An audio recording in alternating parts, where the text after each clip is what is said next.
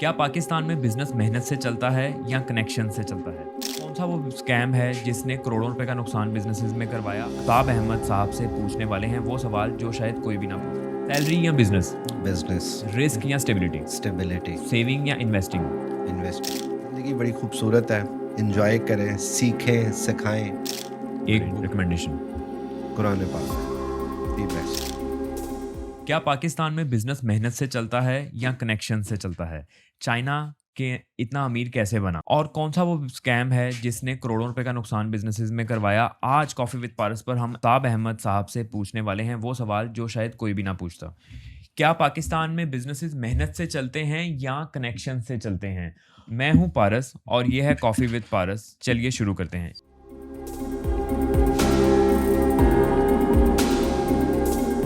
क्या पाकिस्तान में बिजनेसेस मेहनत से चलते हैं, कनेक्शन से चलते हैं या करप्शन से चलते हैं? पाकिस्तान में डिग्रियों के पीछे लोग भागते हैं और डिग्रियां हासिल करने के बावजूद भी बहुत से नौजवान नस्ल बेरोजगार बैठी हुई है, उनके पास जॉब्स नहीं हैं। ये सारी की सारी बातें आज इस पॉडकास्ट में हम करेंगे। आज हमारे साथ हैं आफ्ताब अहमद साहब और इनसे आफ्ताब अहमद साहब से हम वो सवाल पूछेंगे जो सवाल इनसे शायद कोई ना पूछता। मैं हूं पारस और आज हम हैं कॉफी विद पारस पे। चलें शुरू करते हैं। अपने बारे में कुछ बताएं। पूछते हैं वो कि गालिब कौन है, कोई बतलाओ कि हम बतलाएं क्या। पारिस आफ्ताब अहमद आपके सामने बैठा है और मैंने अपने अमली ज़िंदगी का आगाज़ 2003 से किया। तब से लेके अब तक ये सफ़र जारी और सारी है। और right now I am serving with Yum group of restaurants as a chief strategy officer. और मेरी सारी जर्नी फाइनेंस और अकाउंट्स, टैक्स, इंपोर्ट एक्सपोर्ट इस हवाले से रही। पाकिस्तान के अंदर डिफरेंट इंडस्ट्रीज़ के अंदर मैंने काम किया और ये सफ़र आज के दिन तक जारी और सारी है। जबरदस्त। बचपन में किस फील्ड का शौक था आपको?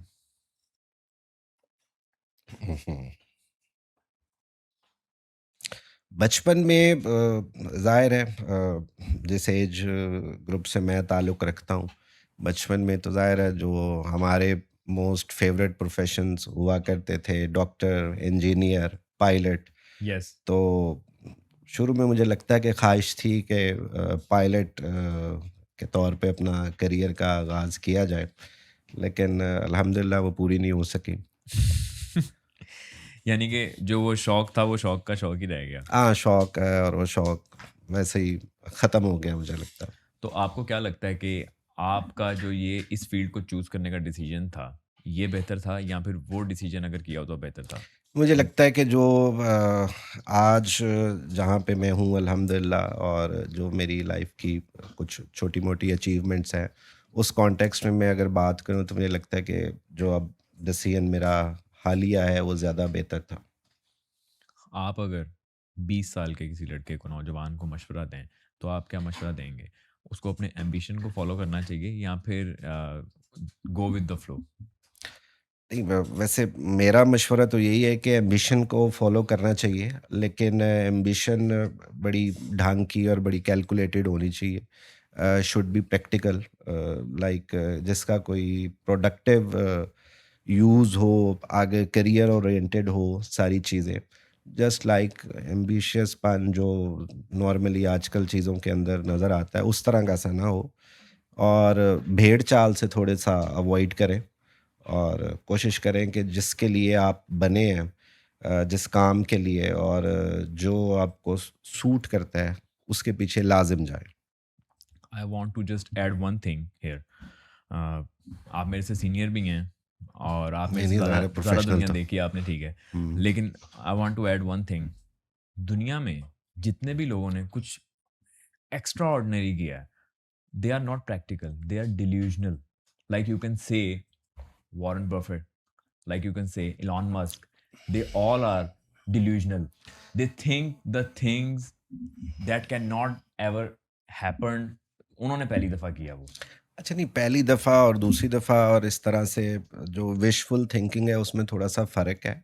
लेकिन मेरे कहने का कॉन्टेक्स्ट ये है कि लाइक वो जैसे कहते हैं कि जो जर्नी है हमेशा आपकी 1000 माइल की भी वो एक छोटे से स्टेप से शुरू होती है। डेफिनेटली। मैं इस कॉन्टेक्स्ट में ये आपको बात करना चाह रहा हूँ। अदरवाइज़ हाई ड्रीम्स और अच्छा और बड़ा सोचना यकीनन ऐसा करना चाहिए, लेकिन उसे फिर फॉलो भी करना चाहिए उसी एसेंस के साथ। जितना बड़ा आपका ड्रीम है, आपको चाहिए कि फिर उसी हिसाब से मेहनत करें, उस हिसाब से फ़ोकस करें, आपकी डेडिकेशन उस लेवल पे जानी चाहिए। सिर्फ़ ख्वाब देखने से तो कुछ नहीं होता। आपको क्या लगता है कि डिल्यूजनल होना ज़्यादा या फिर प्रैक्टिकल होना ज़्यादा ज़रूरी है? एक प्रैक्टिकल लड़का है, वो सोचता है कि मैं डिग्री हासिल करूँगा, डिग्री हासिल करके मैं एक फॉर एग्ज़ाम्पल एक इंजीनियरिंग की डिग्री हासिल की है, इंजीनियरिंग की नौकरी हासिल कर लूँगा, ठीक है? और मैं आज से 5 साल बाद कोई 1.5 से 2 लाख रुपए वाली एक सक्सेसफुल नौकरी के ऊपर लग जाऊँगा, ठीक है? ये है प्रैक्टिकल। एक है, एक लड़का है, वो सोचता है कि वो कहता है कि भाई उसने डिग्री हासिल की, लेकिन उसने एक अपना स्टार्टअप किया और वो स्टार्टअप के अंदर सोच रहा है कि वो 5 साल बाद जो है 10 करोड़ रुपए की एक कंपनी लेके खड़ा होगा, ठीक है? तो व्हाट यू थिंक कि कौन-सा ज़्यादा बेहतर है? अच्छा, ये मज़ेदार सवाल है आपका। इसके अंदर देखिए, सबसे प्रैक्टिकल बात ये है कि आप सबसे पहले अपने आप को आइडेंटिफ़ाई करें कि आप किस चीज़ के लिए बने, आपका मटीरियल क्या है। अगर आप जॉब मटीरियल हैं तो जॉब के अंदर जाएँ, अगर आप कारोबार के अंदर जाना चाहते हैं तो यकीनन शुरू से ही आप कारोबार को चूज़ करें। सेल्फ़ आइडेंटिफ़िकेशन इसके अंदर सबसे पहला स्टेप है। ये जितनी जल्दी आपको समझ आ जाएगी, मतलब बाज़ लोग 20 साल की उम्र में समझ जाते हैं, बाज़ सारी उम्र नहीं इस चीज़ को समझ पाते, बाज़ मिड करियर में स्विच करते हैं जाके। तो आइडेंटिफ़िकेशन ज़रूरी है। मुझे लगता है कि आप जॉब के अंदर सक्सेसफुल हो सकते हैं या कारोबार के अंदर जा सकते हैं, या अगर आप बहुत बड़ा सोच रहे हैं, तो उसके लिए अगर आप कोई फ़ॉर्मूला इनिशियली तय कर सकते हैं, तो ऑल डिपेंड कि आप सबसे पहले अपने आप को जानें कि आप लाइफ़ के अंदर किस जगह पे चल सकते हैं easily with your passion. Do you think कि वर्क लाइफ बैलेंस जैसी कोई चीज़ होती है? दिस ऑनेस्टली इज़ नहीं, या ऑनेस्टली नहीं, ऑनेस्टली नहीं। देखिए, जब जुनून होता है तो बैलेंस नहीं होता। जुनून लाइक एक ऐसा जज़्बा है, एक ऐसी सोच है जो आपको हर वक़्त मुतहर्रिक रखती है। और वर्क लाइफ बैलेंस बड़ी एक कॉर्पोरेट टर्म है, हम बहुत सुनते हैं, बहुत यूज़ करते हैं, लेकिन इससे मुझे लगता है कि जो अचीव कर पाते हैं वो बहुत कम लोग हैं। वो बड़े डिसिप्लिन्ड होते हैं। मतलब अगर मैं अपनी बात करूँ तो सो फार मैं तो इसे बिल्कुल अचीव नहीं कर पाया। मतलब ये एक ऐसी चीज़ है कि एक तरफ फैमिली है, एक तरफ मेरी अपनी हेल्थ है, एक तरफ काम है, कारोबार है, सारी चीज़ें हैं। तो इसकी बैलेंस की जो गुत्थी है वो मैं तो अभी तक सुलझा नहीं पाया। मतलब किताबों में ज़रूर मिलती है, लेकिन अमली तौर पे मुझे लगता है इसे अचीव करना मुश्किल है, बहुत ज़्यादा मुश्किल है। तो आपके मुताबिक घड़ी को देख के काम करने वाली जो ये जेन ज़ी है हमारी, वो घड़ी को देखती है फिर टाइम काम करती है। तो वो जेन ज़ी गलत सोचती है, वो उस तरह अल्ट्रा सक्सेसफुल या फिर लाइफ में उस लेवल तक नहीं जा सकते, जिस लेवल तक वो लोग सोचते हैं कि जैसे फॉर एग्ज़ाम्पल वो अपनी ड्रीम कार, ड्रीम हाउस लेना सोचते हैं। वो वर्क लाइफ बैलेंस को मेंटेन करते हुए और उतनी ज़्यादा सक्सेस को हासिल नहीं कर सकते कभी भी। ये आपका क्या कहना है? मैं बिल्कुल मुत्तफ़िक हूँ आपकी इस बात से कि जो घड़ी को देख के काम करते हैं और लाइक 9 टू 5 वाला जिनका है, जी, 9 टू 5 के बाद घर वो चले गए, फिर वो उनकी लाइफ़ के अंदर अचीवमेंट भी उसी हिसाब से आप उसी हिसाब देखें। से होती है। लाइक मैं थोड़ा-सा जेनज़ीज़ के हवाले से अगर हम बात करें, तो थोड़ी-सी मायूसी वाला एलिमेंट मुझे लाज़िम नज़र आता है कि लाइक इनकी एम्स बहुत अच्छे हैं, सोच बहुत अच्छी है, सोचते बड़ा है। But they don't want to work. हाँ, काम नहीं करना चाहते, लेज़ी दे हैं। Want to work from home. Am I right? ये एम आई ज़ाहिर है राइट? ये। अच्छा, ये भी काम कर लें, घर से कर लें, इसमें कोई मज़ायका नहीं है। लेकिन वो लाइक मतलब हम देखते हैं इंडस्ट्री के अंदर, आप सैटरडे, संडे आपने रूटीन में आपका ऑफ है, आपने साथ मंडे को भी कर लिया। लाइक कि वो समझ नहीं आती उनकी कि वो चाहते क्या हैं। हुँ। सोचते बड़ा है, मुझे लगता है वो थोड़े-से फ्रस्ट्रेटेड हैं। दे आर फ्रस्ट्रेटेड अपने करियर को लेके वो लोग फ्रस्ट्रेटेड हैं करियर को और डिप्रेशन लेके में हैं। नहीं, अपने आप को लेके। करियर तो हुँ। बहुत छोटी-सी चीज़ है, एज़ अ पर्सनैलिटी बहुत ज़्यादा फ्लॉ मुझे उनके अंदर नज़र आते हैं। फ़ोकस होके वो किसी चीज़ पे काम नहीं करते। व्हाट डू यू थिंक कौन-सी ऐसी चीज़ है जिसने इस जेन ज़ी को जो है ऑलमोस्ट तबाह कर दिया इनकी थिंकिंग को और इनकी क्रिटिकल थिंकिंग को? अ, अगर तबाही की बात करें तो उसमें सबसे बड़ा कसूर है जो इनसे ऊपर वाली नस्ल है। जेन ज़ीज़ के जो पेरेंट्स हैं, इनके जो बड़े हैं, वो इस तबाही के सबसे बड़े ज़िम्मेदार हैं। उन्होंने मुझे लगता है कि इन्हें इस गड्ढे के अंदर धकेल दिया है। इन्हें इन्हें उन्होंने उस तरीके से इनकी तरबियत नहीं कर पाए जो ज़रूरत थी, माइट बी। जी, माइट भी नहीं, true, exactly, yes exactly this exactly is the यही थिंग। सीन है। मतलब ये बहुत इजी है कि सोशल मीडिया ने ये बिगाड़ पैदा कर दिया, आप एआई आ गई, ये आ गया, वो आ गया, लेकिन आप सारी चीज़ें देखें कि ये चीज़ स्टार्ट कहाँ से होती है। तालीम के साथ साथ जब तरबियत नहीं आती किसी भी सोसाइटी में, किसी भी नस्ल के अंदर, फिर जेन तो ज़ी आती उसके है। अंदर जेंजी आती है, उसके अंदर बिगाड़ आता है। मुझे लगता है ये जेंजी के बाद वाले जो लोग हैं, ये फिर भी मुझे लगता है जेंजी से बेहतर होंगे। जो कि 18-19 साल के लड़के लड़कियां आ रहे अब हैं उससे अब, वो फिर भी बेटर है। फिर भी बेटर है। उसकी वजह ये है कि वो एक साइड के हैं, वो टेक ओरिएंटेड है, उनके लिए हर चीज़ स्क्रीन के ऊपर अवेलेबल है। जेंजीज थोड़ा सा मिक्सचर थे, और तरबियत उनकी उस तरह से नहीं हो सकी, नहीं हो सकी नहीं जिस हो तरीके सके, से होनी चाहिए थी। होनी नहीं चाहिए। क्योंकि व्हाट आर पीपल थॉट ना कि जेन ज़ी का जो खराब होने की सबसे बड़ी वजह है, ठीक है, वो शायद ये सोशल मीडिया, सोशल मीडिया भी स्क्रोलिंग, देखें, अभी भी डोपामाइन आप ये देखें कि सोशल मीडिया की एक्सेस और ये सारी पेरेंट्स ने दी। पेरेंट्स ने दी है यू सारी। आर मतलब मैं 100% मैं करेक्ट। पेरेंट्स को इसका ज़्यादा कसूरवार कहलाते हैं। 100%। I totally agree with you. Move to next question. Sir, finance में ना आते तो किस प्रोफेशन में होते? फाइनेंस में मैं ना आता, लाइक थोड़ा सा इससे रिलेटेड ही है। आई लव इकोनॉमिक्स, तो मुझे मुझे लगता है कि मुझे इकोनॉमिस्ट होना चाहिए था। मतलब इम्प्रेसिव। हाँ। लाइफ का टर्निंग पॉइंट क्या था आपका? लाइफ का टर्निंग पॉइंट, बहुत सारे टर्निंग पॉइंट्स लाइफ के अंदर आते रहते हैं। लाइक मुझे लगता है कि बंदे का एक्सपोजर और विजन और मिशन हर 4-5 साल के बाद बदलता है, और बदलना चाहिए भी, क्योंकि जैसे जैसे आपकी इवॉल्व होना चाहिए। इवॉल्व होते हैं, जैसे आपकी सोच, आपका एक्सपोजर, आपका ज़िंदगी और प्रोफेशन, करियर, पैसे के बारे में नज़रियात चेंज होते हैं, आपकी सोचने की सलाहियत चेंज हो जाती है, अमल में आप उस तरफ से निकल जाते हैं। टर्निंग पॉइंट एज सच कोई स्पेसिफिक नहीं है, और जो है वो यहाँ पे बैठ के पब्लिकली बताया नहीं जा सकता। फनी। नेक्स्ट क्वेश्चन की तरफ मूव करते हैं आफ्ताब भाई। करियर की शुरुआत कैसे की या कैसे हुई? अच्छा, करियर की शुरुआत ऐसे हुई कि आफ्टर मैट्रिक मैंने फाइनेंस, अकाउंट्स, कॉमर्स को प्लान कर लिया था अपने लिए। ये मेरी चॉइस थी, और मैं शुक्रगुजार हूँ अपने पेरेंट्स का कि उन्होंने कोई ऐसी चीज़ मेरे पे इम्पोज नहीं दे की। Didn't pressurise you. यस, कि भाई डॉक्टर बन जाओ, इंजीनियर बन जाओ, ये बन जाओ, वो बन जाओ।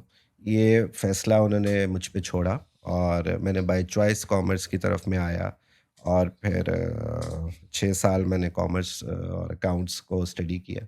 उसके बाद 2003 एंड में मैंने अपना प्रोफेशनल करियर स्टार्ट किया, और तब से लेके अब तक अल्हम्दुलिल्लाह चीज़ें सीखी, काम किया, दबा के किया, बड़े अप्स एंड डाउन्स देखे, बहुत सारे बिजनेस हाउसेस के साथ काम करके कामयाबी भी दिलवाई, खुद भी कामयाबी हासिल की। तो ये सफ़र आज के दिन तक जारी और सारी है। फर्स्ट जॉब कौन सी थी, कैसी थी? फर्स्ट जॉब मेरी बड़ी ज़बरदस्त थी। मैं छोटा सा 1-1.5 मिनट का आपको वाक़या सुनाता हूँ।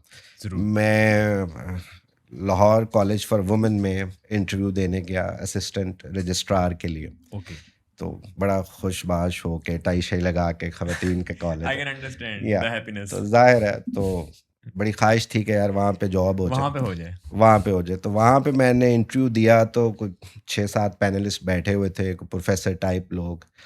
तो उन्होंने खासा रगड़ा दिया मुझे सवालों के ऊपर। तो वहीं से फिर मुझे अंदाज़ा हो गया था कि यार यहाँ पे मेरी यहाँ नहीं दाल नहीं होनी, गलने दाल वाली। नहीं गलेगी। तो उसके बाद फिर डायमंड ग्रुप के साथ शेड्यूल था मेरा इंटरव्यू। बड़े भारी दिल के साथ खैर मैं उधर पहुंचा, सवाल जवाब और सारी चीज़ें हुई। तो फिर उन्होंने मुझे सेलेक्ट कर लिया। फिर वहाँ से मेरा professional career Diamond Group of Diamond Industries के, group of industries yes, was your as a first job. Yes as a finance officer मैंने स्टार्ट किया। और मुझे आज भी याद है कि 5,000 मेरी तनख्वाह थी, और साथ उन्होंने 535 रुपये मुझे पेट्रोल अलाउंस की मद में देना शुरू किया। This was 2003। September 15 September 2003, yes. एक बड़ा टेक्निकल सा सवाल पूछने लगा हूँ आपसे, ठीक है? जब पहली जॉब आपने की थी, आपने सिर्फ पैसे की नीयत से की थी या एक्सपीरियंस हासिल करने की नीयत से की थी? पहली जॉब तो मैंने डेफ़िनेटली एक्सपीरियंस के लिए की थी, अपने एक्सपोज़र के लिए की थी। और मुझे याद है कि 2-1 साल के बाद ज़ाहिर है हमारा बहुत बड़ा ग्रुप था। मैं अकाउंट्स की इतनी बड़ी टीम थी, 23-24 लोग मुझे याद है अभी भी मेरे से ऊपर काम करते थे, जो अकाउंट्स मेरे वाले। जो मेरे से सीनियर थे। तो बड़ा बड़ा एक स्ट्रॉन्ग फैमिली का रेफरेंस था विद डायरेक्टर्स। तो मैंने फिर एक सिफारिश करवाई थी, नॉट फॉर माय इंक्रीमेंट, कि मुझे बेहतर काम का एक्सपोजर दिया जाए, लाइक मुझे रिकन्सिलेशंस डेटा एंट्री से सेल्स टैक्स रिटर्न की तरफ बेटर मूव, ट्रेनिंग दी बेटर जाए। ट्रेनिंग और क्वालिटी ऑफ वर्क, मेरी असाइनमेंट चेंज की जाए, मेरी बेहतर वाली असाइनमेंट चेंज मुझे दी जाए। तो उसके लिए मैंने रेफरेंस यूज़ किया था। बाकी देखें, पैसा वैसा तो शुरू में मुझे लगता है इतना इम्पोर्टेंट नहीं होता, आप मुझे लगता है। 20 साल के नौजवान को क्या कहते हैं 20 कि साल के उसको नौजवान को सबसे तो पहले मैं कहता हूँ बंदा बन। ट्रू। अच्छा, और देखिए 20 साल के नौजवान का मसला क्या है, कोई भी प्रोफेशन के अंदर वो जब आते हैं, उनका पहला सवाल होता है पे चेक क्या है मेरा। या मतलब ये बड़ी डिस्टर्बिंग सी चीज़ है ये कि होनी नहीं आपको चाहिए। आता जाता इफ आपको यू आर अ कख नहीं फ्रेश है। ग्रेजुएट। हाँ, फ्रेश मतलब अभी देखें ना, हमारा सिस्टम भी ऐसा है। एक बड़ा, मैं पिछले दिनों एक, मुझे अकाउंट्स में एक इनिशियल एंट्री लेवल पे एक रिसोर्स चाहिए था, और वो मोहतरमा एमफिल थी ठीक है। कनेड से। अच्छा, अब उसको 2-4 टेक्निकल सवाल किए, मैं इतना डिप्रेस हुआ उसके नॉलेज से। उसे फिर आखिर में मैंने कॉन्फिडेंस के लिए 2 सवाल पूछे कि बेटा नमाज़ें कितनी हैं? आसान सवाल। आसान कितनी है, ताकि मुझे भी थोड़ा हौसला हो, उसे भी थोड़ा हौसला हो कि वो भी कोई जवाब दे रही है। तो प्रैक्टिकली जो प्रोडक्ट्स और जो यूनिवर्सिटीज़ प्रोड्यूस कर रही हैं, वो बिल्कुल यूजलेस। यूज़लेस तो नहीं है, खैर, लेकिन एप्रोप्रिएट नहीं है। और ऑन टॉप जो ऊपर से उनकी एक्सपेक्टेशन है डे वन से लेके कि आपको एक अच्छा लश ऑफिस, पर्क्स और हाई पे चेक हो, ये मामलात रिवर्स है। पहले काम है, फिर पैसे हैं। हाँ। लेकिन ये जो नए ग्रेजुएट्स हैं, वो इसे थोड़ा सा रिवर्स एंगल से देखते हैं कि पहले पैसे हैं फिर काम है। ऐसा तो नहीं होता। आपको क्या लगता है आने वाली जनरेशन में से, हमारी जनरेशन से पहले वाली जनरेशन में तो बहुत से लोग हैं जो कि फ्रॉम स्क्रैच टू करोड़पति भी बने, ठीक है? हम्म। उन्होंने करोड़ों रुपया भी कमाया, ठीक है? बिजनेस इस्टेब्लिश किए, जॉब्स के अंदर भी बहुत टॉप नॉच लेवल पे गए। हम्म। ये जिस तरह की जनरेशन अब ये सोशल मीडिया ने और जो हालात ने कर दी है, इस जनरेशन में आपको लगता है कि लीगल वे से और हलाल वे से पैसा कमा के कोई कंपनी बनाना, एक टर्म बनाना, कोई इस तरह का कोई नज़र आती है आपको इनमें उम्मीद? देखिए, बज़ाहिर तो नहीं है इस तरह की कोई भी उम्मीद नज़र आती, लेकिन कंपटीशन कम हो गया अब। कंपटीशन कम नहीं हो गया, लेकिन देखिए एक कायनात का एक निज़ाम है कि ये इस दुनिया के निज़ाम चल रहे हैं, और अगले 5-10 सालों में जो इवेंचुअली सारी भाग-दौड़ है, जो डिसीजन मेकिंग है और जो मेजर फैसले हैं, वो सारे इसी जनरेशन ने करने हैं। तो देखो, रब्बी कुछ हो जाए तो हो जाए, अदरवाइज ऑन ग्राउंड, उम्मीद नहीं है। मुश्किल है, थोड़ा सा मुश्किल है। दोबारा ज़ीरो से स्टार्ट करना पड़े, हम्म। कहाँ से शुरू करेंगे? और क्या अलग करेंगे आप? ऐसा क्या डिफरेंट करना चाहेंगे आप कि if you want to start your career again from like you started from 2003, hmm. What change you want in your career और इन योर लाइफ? अच्छा, 2-3 चीज़ें हैं जो मैं मिस करता हूँ, जो शायद मुझे करनी चाहिए थी। एक तो थोड़ा लैंग्वेज के हवाले से मैं बात करूँ कि हम चूँकि ज़हनी तौर पे ग़ुलाम हैं, और उर्दू, अंग्रेज़ी और ये बड़ी बेसिक, हमें इनके लिए बड़ी तगदो करते हैं। एक तो अरबी ज़बान में लाज़िम, अगर वापस जाऊँ तो मैं सीखना यू वांट चाहूँगा। To learn Arabic? Yes. Definitely. और थोड़ा-सा मैं साइकोलॉजी भी पढ़ना चाहता हूँ। दैट्स रियली इंपॉर्टेंट थिंग, नफ्सियात बड़ी बहुत ज़बरदस्त इंपॉर्टेंट चीज़ है। थिंग है। हाँ, मुझे लगता है कि वो अगर मैं रीडू करूँ चीज़ें और फिर एज़ अ टीचर भी अगर अपना करियर ले लूँ, तो मुझे लगता है बुरा नहीं है। मैं अगर एक क्वेश्चन पूछूं तो बुरा तो नहीं मानेंगे? नहीं, बस चपेड़े मारूँगा। I like that. न देखें, अगर मैं ये बात बोलूं कि साइकोलॉजी को पढ़ने से ज़्यादा साइकोलॉजी को आप ऐसे समझ सकते हैं जब आप लोगों को पढ़ना शुरू कर देते हैं। क्योंकि मैं मेरा करियर की शुरुआत जब हुई तो वो लोगों को पढ़ने से हुई, सेल्स से स्टार्ट हुई, मार्केट से स्टार्ट हुई।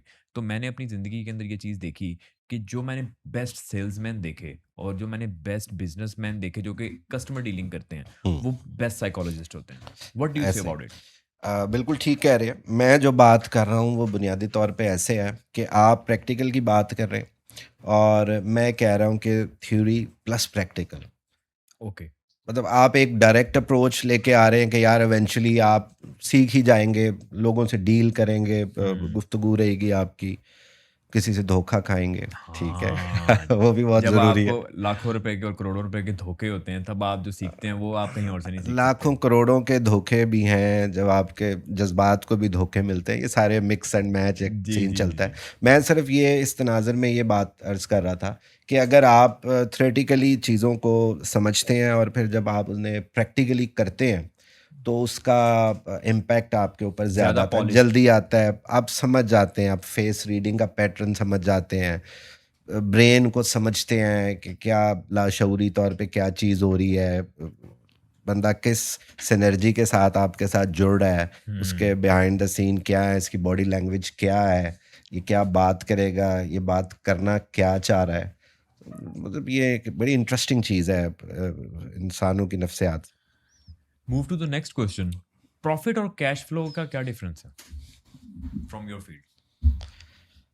प्रॉफिट और कैश फ्लो दोनों अलग-अलग चीज़ें हैं और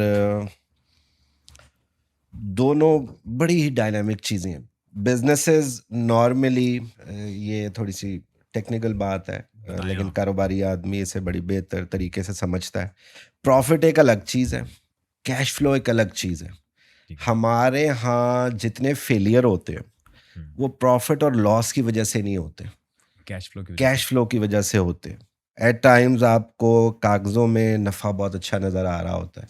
आपकी एक्सेल की स्प्रेडशीट आपको मिलियंस ऑफ रुपीज़ के नफ़े दिखा रही होती। But on the other hand you don't have a आपके कैश फ्लो। पास हाँ? यू डोंट हैव हाँ, अ कैश यस, फ्लो। आपके पास स्टाफ को सैलरी पे करने के लिए कैश नहीं है, आपके पास रेंटल पे करने के लिए कैश नहीं है, यूटिलिटी के लिए कैश नहीं है।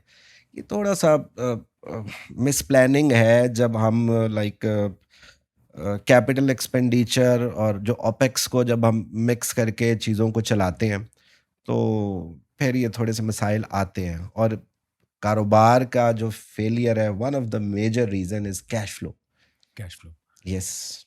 Can you explain in short line कि कैश फ्लो को कैसे इंप्रूव कर सकता है एक बिजनेस, जिस बिजनेस का फॉर एग्जांपल 1 करोड़ रुपए का बिजनेस है, कोई हुँ। छोटा बिजनेस है, 1 करोड़ रुपए का बिजनेस है, वो कैश फ्लो को कैसे इंप्रूव कर सकता है? देखिए, इसमें आपने सबसे पहले अपना बिज़नेस मॉडल देखना, ठीक है। ठीक है?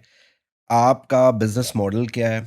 आपके सेलिंग किस टर्म्स पे हो रही है? आपकी परचेज़िंग किन टर्म्स पे है? ठीक है? आपका कैश साइकिल क्या है? सबसे पहले उसकी एक अंडरस्टैंडिंग ज़रूरी है। फॉर एग्ज़ाम्पल अगर हम एक बुनियादी बात करते हैं, लाइक मैं एक प्रोडक्ट बेचता हूँ, ठीक है?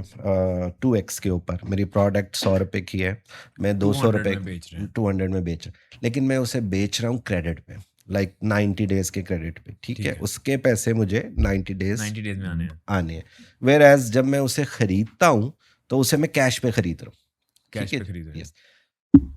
अपैरेंटली मेरी प्रोडक्ट अच्छी बिक रही है, ठीक है? नफ़े में बिक रही है, प्रॉफिट बहुत है, प्रॉफ़िट बहुत है, बट कैश फ्लो लेकिन डेड हो जाएगा। कैश फ्लो मेरा डेड हो जाएगा। होगा क्या इवेंचुअली? नेक्स्ट परचेज़ मैं नहीं कर पाऊँगा, मैं अपनी यूटिलिटीज़ पे नहीं कर पाऊँगा, हम्म। ठीक है? मैं अपने एम्प्लॉइज़ की सैलरी नहीं दे पाऊँगा। तो ये इवेंचुअली मुझे एक ऐसे सर्कल में धकेल देगी कि मैं इवेंचुअली क्लोज़र की तरफ भी जा सकता हूँ।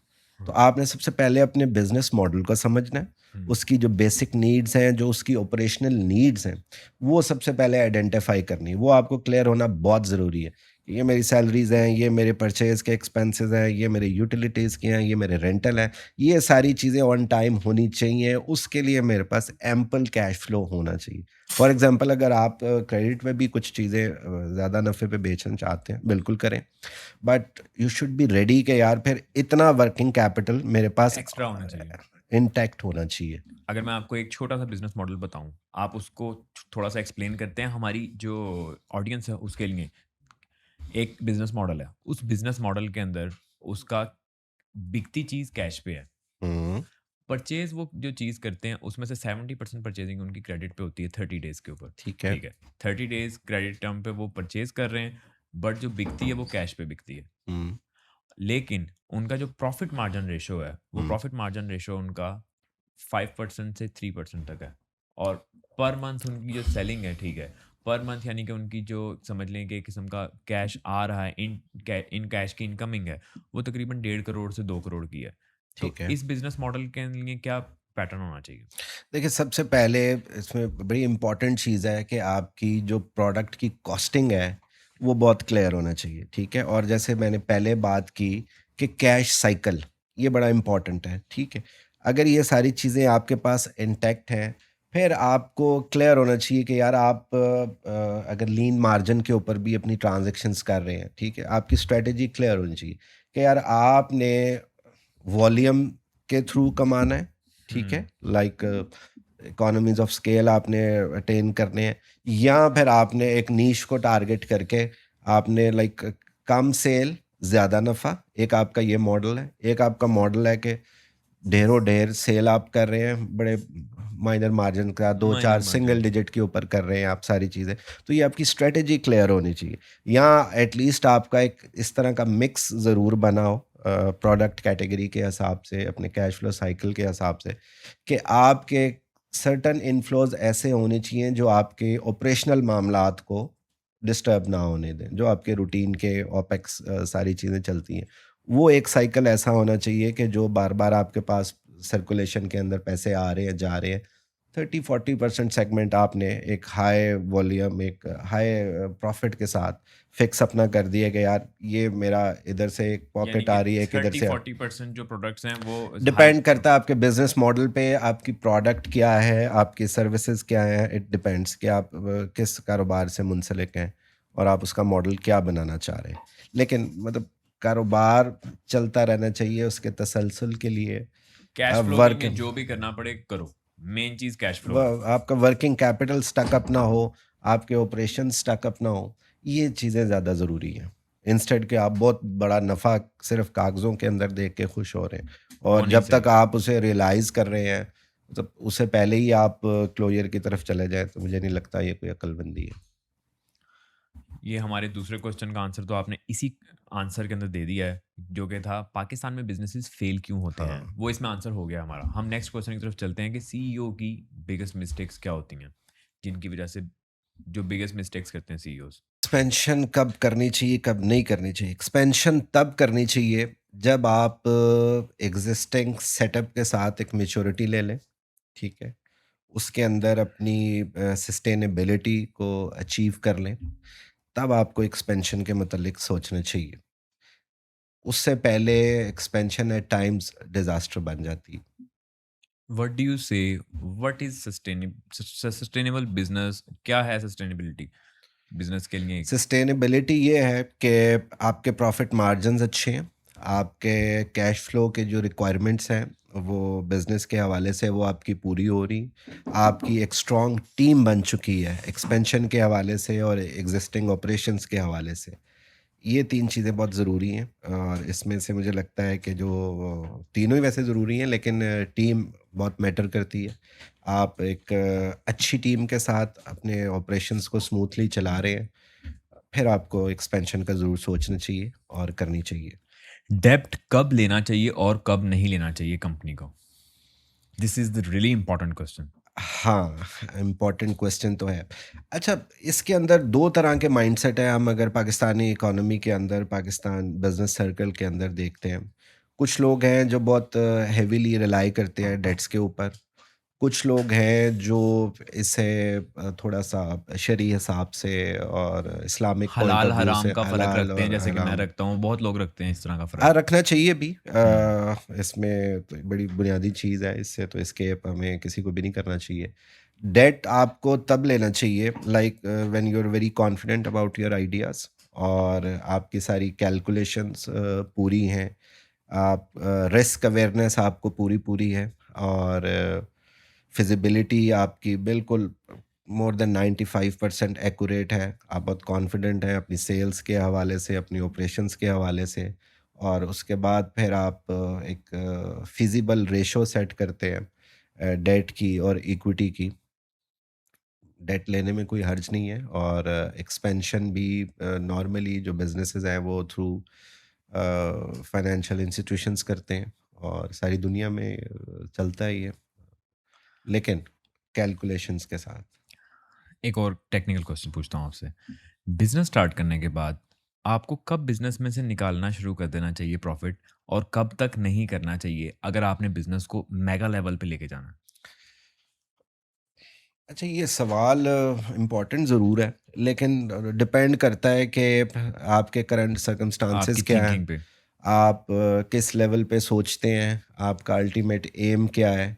ज़ाहिर है इनिशियली आपको री इन्वेस्ट करना चाहिए, बिज़नेस को स्टेबल करना चाहिए। लेकिन ये बिज़नेस मॉडल और आपकी नीड के और आपके विजन के ऊपर डिपेंड करता है कि आप उससे कितने प्रॉफिट क्या निकालते हैं। निकाल लेने में भी कोई हर्ज नहीं है, अगर आपका बिज़नेस स्टार्ट में ही प्रॉफिटेबल है तो आप एक रीज़नेबल अमाउंट ज़रूर निकाल सकते हैं और निकालनी चाहिए भी। ये कोई हार्ड एंड फास्ट नहीं है कि जी आपने 2 साल तक कारोबार से कोई पैसा नहीं निकालना, री-इन्वेस्ट करना है। ये डिपेंड करता है आपके बिज़नेस मॉडल पे, आपकी अपनी थिंकिंग पे। मतलब आई डोंट बिलीव कि 2 साल तक आप कोई पैसा ही ना निकालो। मुझे नहीं लगता कि ऐसी कोई मिथ है। इमरजेंसी फंड कितना ज़रूरी होता है और क्या ये होना ज़रूरी है? हाँ, ये बहुत ज़रूरी है। ये बहुत ज़रूरी है। बफर और अनसीन कॉन्टिजेंट चीज़ों के लिए एक आपके पास बफर फंड कह लें, कॉन्टिजेंट फंड कह लें, इमरजेंसी फंड कह लें। ये लाइक आपको यूँ समझ लें कि सेफली कम से कम 1 क्वार्टर के, जो मैं एक सेफ साइड पे समझता हूँ हुँ, कि क्योंकि पाकिस्तान की जो इकॉनमी है और जो पाकिस्तान के कंडीशंस हैं, आपको कुछ पता नहीं चलता, कब आपका लॉकडाउन लग गया है, कब आपकी टाइमिंग्स कम हो गई हैं, कब कोई वैसी पॉलिसी आ गई है जो आपका चलता कारोबार बंद करने की बंद कोशिश कर। में है हाँ, बस वैसे तो ज़्यादा इदारे तो पाकिस्तान में इसी कोशिश में कि होते हैं, कारोबार कोई ना कर सके। कारोबार ना कर सकें। बल्कि कल एक फोरम पे बात हो रही थी, तो मैं उन्हें कह रहा था कि यार अगर आपको ये पता चलाना है कि पाकिस्तान में कितने सरकारी इदारे काम करते हैं, तो आप एक छोटा-सा कारोबार करके देख लें। आपको माशाल्लाह बारी-बारी सारे लाइन में लग के मिलने आ तंग करने जाएँगे। आ जाए। दैट्स तो द ट्रू थिंग। आपको मतलब 1 क्वार्टर के अपने ऑपरेशनल एक्सपेंसेस को एक बफर फंड के अंदर लाज़िम रख के चलना चाहिए। लाज़िम रखना तो चाहिए। ये बहुत ज़रूरी है, बहुत ज़रूरी है। ठीक है। अनसर्टेनिटी क्योंकि बहुत पाकिस्तान के अंदर प्रिवेल करती है। हुँ, हम अपनी पॉलिसीज़ में, अपनी सारी चीज़ों में अभी इतने मैच्योर नहीं हैं, तो ये बफर फंड बहुत ज़रूरी है। ये बहुत ज़रूर ज़रूरी है। रखना चाहिए। Next question. हुँ। पाकिस्तान की इकोनॉमी का क्या फ्यूचर नज़र आता है आपको? पाकिस्तानी इकॉनमी का फ्यूचर देखें, अगर हम इकोनॉमिक पैरामीटर्स के हवाले से देखें, अपनी एग्जिस्टिंग कंडीशन के हवाले से देखें, तो आइडियली तो ये बहुत ब्राइट होना चाहिए। आइडियली होना चाहिए। होना चाहिए। क्यों होना चाहिए? उसकी वजह ये है कि अभी पाकिस्तान के पास अचीव करने के लिए बहुत ज़्यादा रूम है। हमारी पॉपुलेशन बहुत ज़्यादा है, हमारी मार्केट बहुत ज़्यादा है। यहाँ पे अभी टेक्नोलॉजी के अंदर, प्रोडक्शन के अंदर उस तरह से काम नहीं हुआ जो सारी दुनिया इस टाइम पे अचीव कर चुकी है। तो मुझे तो बज़ाहिर तो ये लगता है कि पाकिस्तान का फ्यूचर बहुत ब्राइट है इकॉनमी का, होना चाहिए। लेकिन क्यों नहीं है, क्यों नहीं होगा, ये तो अब सारे ही जानते हैं कि क्यों जब नहीं तक होगा और क्यों नहीं क्यों। हो सकता? देखिए, सबसे जो बुनियादी चीज़ है इकोनॉमिक ग्रोथ की, वो है ex political external stability. External forces try to push us down. देखिए, व्हाट डू यू से वो अबाउट तो इट? है। देखिए, ये मुझे लगता है कि अब बिकॉज़ ये of a no Muslim no no country. No no, हम अपने अपने आप को गिराने के लिए हम खुद ही काफ़ी हैं। और ये आप ब्लेम ना पाकिस्तान, दो। इस हाँ आपका हाँ। मतलब है कि पाकिस्तान एक किस्म का जेनजी ही है जो कि काम करना नहीं चाहता लेकिन पैसे चाहता नहीं है। नहीं नहीं, ये ब्लेम देना कि जी जो करा रहा है अमेरिका करा रहा है, ये अब बहुत पीछे की बात रहेगी। अब माशाल्लाह हम खुद बड़े इसमें कारीगर हो गए हैं अपने आप को गिराने के लिए, सारी चीज़ों के लिए। हम्म। तो पाकिस्तान तो लाइक सारे ही देखें, इसे हम मिलके ही गिराने पे लगे हुए हैं। बात तो आपकी 100% दुरुस्त है, ठीक है। तो इसमें कुछ लोगों का ये ख्याल भी होता है कि ये कुछ जो वो समझ लें कि दज्जाली फोर्सेस हैं जो कि चाहती हैं कि पाकिस्तान जैसे मुल्क और ईरान जैसे मुल्क जो हैं वो डाउन जाएं, वो स्ट्रांग ना हो। तो क्या आपको लगता है इस बारे देखें, में ये कुछ? इंटरनेशनल एजेंडे का पार्ट ज़रूर है। ठीक है। इसमें कोई दूसरी राय नहीं। ये ठीक है। जितना न्यू वर्ल्ड ऑर्डर और जिस तरह से जी ये जी। ज़ायनिस्ट और ये सारी वर्किंग हो रही है ना इस चीज़ें पे। वर्किंग हो रही है, और किसी हद तक देखें, लेकिन मुझे लगता है कि इससे ज़्यादा जिम्मेदार हम खुद हैं। वो तो हम हैं ही। हमारी कोई राइट डायरेक्शन के अंदर एफर्ट नहीं है, मतलब हम खुद ही अपना भला नहीं चाह रहे। हमने तो उनका काम आप यूँ समझ लें कि आसान कर दिया। आसान कर देते हैं हाँ, हम। बिल्कुल ऐसे ही है। तो हमारी तरफ से भी वो एफर्ट नहीं है संजीदगी के साथ, और इन सारी चीज़ों को लेके मैंने जैसे पहले भी आपको बताया कि आप जितनी भी ग्रोथ इंटरनेशनली, जितनी भी इकोनॉमीज़ ने की हैं सारे में, वहाँ पे कंसिस्टेंट पॉलिसीज़ सबसे की चीज़ है, और पॉलिटिकल स्टेबिलिटी ये सबसे ज़रूरी चीज़ है। और आप ये देख लें कि ये दोनों चीज़ों का फुकदान है हमारे पास। और फुकदान कब से है? ट्रू। जब से हम पैदा हुए हैं। जी। कभी आप डिक्टेटर के पास 1947 से। हैं, कभी आप डेमोक्रेटिक गवर्नमेंट के साथ हैं, ना को पॉलिसीज़ के अंदर एक गवर्नमेंट आती है कंसिस्टेंट तो है, दूसरी दूसरी गवर्नमेंट उसकी उसे टांग खींच के कहती है टांग नीचे आ तू। ऐसे ऐसे ही है, ऐसे ही। ये तो चल रहा है। डॉलर की फ्लक्चुएशन का क्या इम्पैक्ट आता है बिजनेसेस पे, कुछ थोड़ा सा बता सकते हैं इस बारे में? डॉलर देखिए, डॉलर तो इंटरनेशनल एक्सचेंज की करेंसी है, और बहुत मेजर इम्पैक्ट आता है क्योंकि हम इंपोर्ट बेस्ड कंट्री हैं। हमारी जितनी भी मेजॉरिटी रॉ मटेरियल की और मशीनरी की ज़रूरियात हैं, वो थ्रू इंपोर्ट हम पूरी करते हैं। ज़ाहिर है, जैसे ही आपका रुपी जो डीवैल्यू होता है, आपकी जो कैपेक्स की कॉस्ट है, जो कॉस्ट ऑफ डूइंग बिजनेस है, वो फ़ौरन इंक्रीज़ होती है। तो डॉलर के साथ तो हम ना चाहते हुए भी इस तरह से जुड़े हुए हैं कि पक्की आ रही है। 2-4% हाँ, पक्की यारी सब पे भारी। वो तो साथ ही चीज़ें साथ-साथ, लेकिन बहुत बैडली इम्पैक्ट करता है, बैडली इम्पैक्ट करता है। और आप करता है। देखें कि इसी कॉन्टेक्स्ट के अंदर आपकी बहुत ज़्यादा एसेंशियल आइटम्स की पिछले 3-4 साल, 5 साल की अगर हम बात करें, तो हम्म। ये जो डॉलर का क्राइसिस रहा है, जो पाक रुपी के साथ इसकी पायरिटी रही है, वो उसने तो बहुत डैमेज किया है। हम बहुत ज़्यादा पहले, आज से 7-8-10 साल पहले सी पैक वाला मौसम बड़ा सुहाना करके दिखाया जा रहा था कि जो इंपोर्ट एक्सपोर्ट का डेफिसिट है, वो हैवी मशीनरी जो सी पैक की आ रही है उस वजह से है। लेकिन उसके बाद भी ये डेफिसिट दिन ब दिन बढ़ता ही चला जा रहा है। और पिछले 3-4 सालों में तो जो इंडस्ट्री का बेसिक रॉ मटेरियल है, स्टेट बैंक ने एक अनसीन और नॉन रिटन कदगन लगाया हुआ था कि यार ये भी आपने एलसीज नहीं खुल रही, डॉलर नहीं है आपके पास, और अगर है तो वो महंगा है। तो इवेंचुअली आप देख लें कि आपकी प्रोडक्ट के अंदर ये सारी कॉस्ट ऐड होती है, और आप फिर मार्केट से आउट हो जाते हैं इन सारी चीज़ों को लेकर। आपने सी पैक की बात की, ठीक है। सी पैक के बारे में आपका क्या ख्याल है कि किन ताकतों ने सी पैक को सक्सेसफुल होने से रोका, या फिर किस तरह की फोर्सेस थी जिनकी वजह से लॉस हुआ और सी पैक सक्सेसफुल ना हो पाया?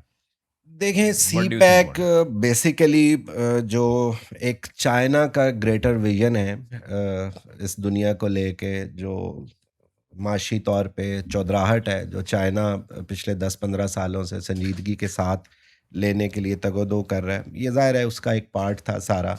और लाइक हम उसके अंदर किसी हद तक बेनिफिशरी थे, थे। लेकिन इस तरह के बिल्कुल नहीं थे जिस तरह की ये चीज़ हमें पोर्ट्रे की गई कि सी पैक्स की ये वाली रोड्स बन जाएंगी, ये हो जाएगा, वो हम्म। हो जाएगा। तो हमें पता ही नहीं क्या हो जाएगा, ऐसा कुछ भी नहीं था।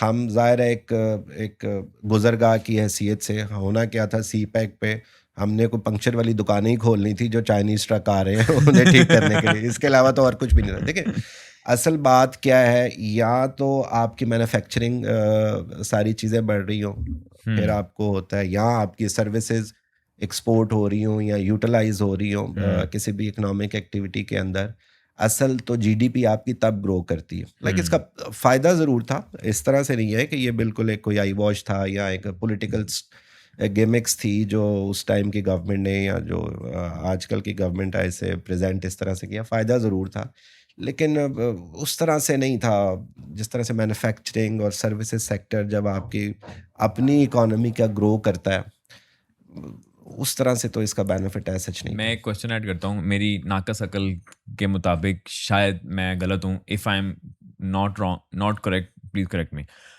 ये जो पाकिस्तान में चाइनीज़ गाड़ियों का एक किस्म का सलाब आ गया, चाइनीज़ गाड़ियों की फैक्ट्रीज यहाँ पे लग गई, BYD की फैक्ट्री यहाँ पे लगी, किया स्पोर्टेज की फैक्ट्री लग गई, ठीक है, हैवल की फैक्ट्री लग गई यहाँ पे, ठीक है।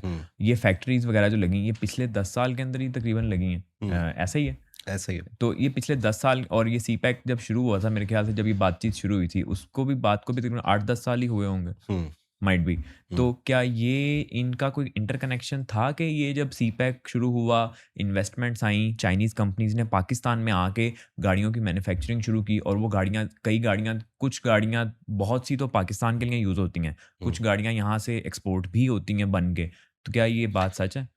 देखिए जितने भी ये असेंबलिंग यूनिट्स लगे हैं जिन ब्रांड्स के आपने नाम लिए, हाँ ये पिछले 8-10 साल में 5-7 साल में लगे हैं। देखिए उसका तो पाकिस्तानी इकोनॉमी को बेनिफिट हुआ है, होगा, हुआ भी है, हुआ भी ठीक है, है। देखिए हुआ क्या है उसके अंदर, ज़ाहिर है एक फैक्ट्री लगती है, हज़ारों लोगों को उसका जॉब रोज़गार मिल मिलता है, गई। जॉब मिलता है।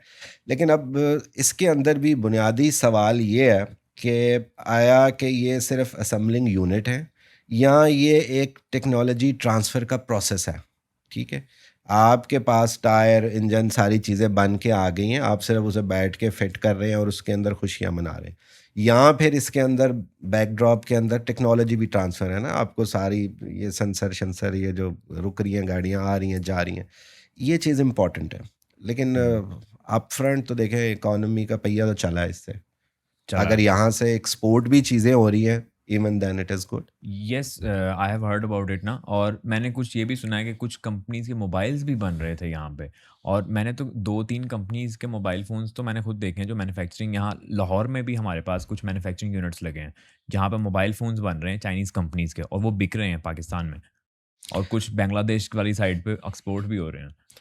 लेकिन पहले तो हम एक चीज़ समझ लें कि ये जो चीने-मीने लोग हैं बहुत फनकार हैं, आपको और मुझे बेच के खा रहे हैं। फनकार नहीं, बेचने तो अलहदा, ये कई-कई दफ़ा बेच दें, ये तो बहुत आगे की लोग हैं। देखिए अब ये अपने आप को फ़िल अप करके, पॉवर्टी लेवल से अपने आप को निकाल के, अपनी इकोनॉमी को फुल टाइम पे सेट करके अब ये लोग सारी दुनिया पे निकल पड़े हैं, आप ये ठीक पूरी है। दुनिया को कंकर करना चाह रहे हैं। तकरीबन कर लिया मुझे लगता है, तकरीबन कर लिया, बस अब इसकी अनाउंसमेंट बाकी है, टेक्नोलॉजी वाइज़ कर लिया, 10 साल में कर रिसोर्स वाइज़ देंगे वो कर, अनाउंसमेंट, या 5 साल में 10-15 साल के अंदर ये सारी अनाउंस कर देंगे वेंचर कि हम ही हैं तुम्हारे अब्बू।